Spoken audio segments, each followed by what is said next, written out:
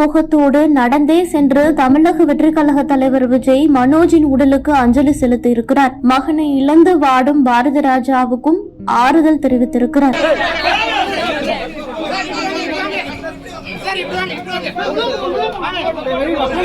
மனோஜருக்கு இதயத்தில் திடீரென பிரச்சனை வந்ததன் காரணமாக சில நாட்களுக்கு முன்புதான் அவருக்கு சென்னையில் இருக்கும் தனியார் மருத்துவமனையில அறுவை சிகிச்சை செய்யப்பட்டு இருக்கிறது. வெற்றிகரமாக அந்த அறுவை சிகிச்சையுமே முடிந்திருக்கிறது. இனி அவருடைய உடலுக்கு எந்த ஒரு பிரச்சனையும் வராது அப்படின்னு குடும்பத்தினர் நம்பிக்கொண்டிருந்த சமயத்துல அவரும் வீட்டில் ஓய்வெடுத்தார். இந்த நிலையில தான் திடீரென நேற்று அவருக்கு மாரடைப்பு ஏற்பட்டதன் காரணமாக உயிரிழந்திருக்கிறார். மனோஜருக்கு 48 வயதாகிறது. நந்தனா என்ற மனைவியும் 2 மகள்களும் இருக்கிறார்கள். உயிரிழந்த மனோஜின் உடல் அஞ்சலிக்காக நீலாங்கரையில் இருக்கும் அவரினுடைய அப்பாவின் வீட்டில் வைக்கப்பட்டிருக்கிறது. முதலில் சொந்த ஊருக்கு அவரின் உடல் எடுத்து செல்லப்படும் என்று கூறப்பட்டது. ஆனால் சென்னை தான் அனைவரும் வருவதற்கு வசதியாக இருக்கும் என்ற காரணத்தினால இங்கேயே அவரினுடைய இறுதி சடங்கை முடிக்க குடும்பத்தினர் முடிவெடுத்திருக்கிறார்கள். அதன்படி இன்று மாலை 4:30 மணிக்கு பெசன்ட் நகர் மின்மயானத்தில் இறுதி சடங்கு நடைபெற இருக்கிறது. மனோஜின் உடலுக்கு நடிகர் சூர்யா, நடிகர் கார்த்தி உள்ளிட்டோர் நேரில் சென்று அஞ்சலி செலுத்தி இருக்கிறார்கள். பல்வேறு திரைப்பிரபலங்களும்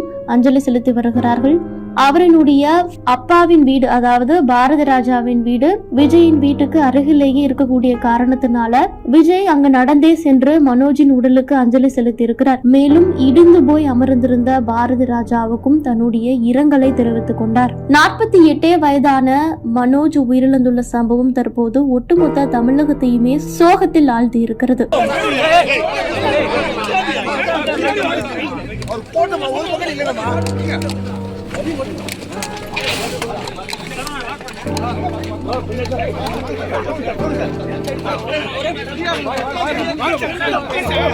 கொஞ்சம் தள்ளி போனா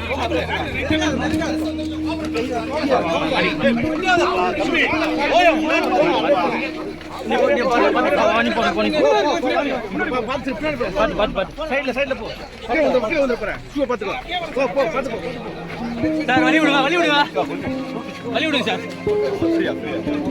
கொஞ்சம் வழி விடுங்க வீடு வரைக்கும்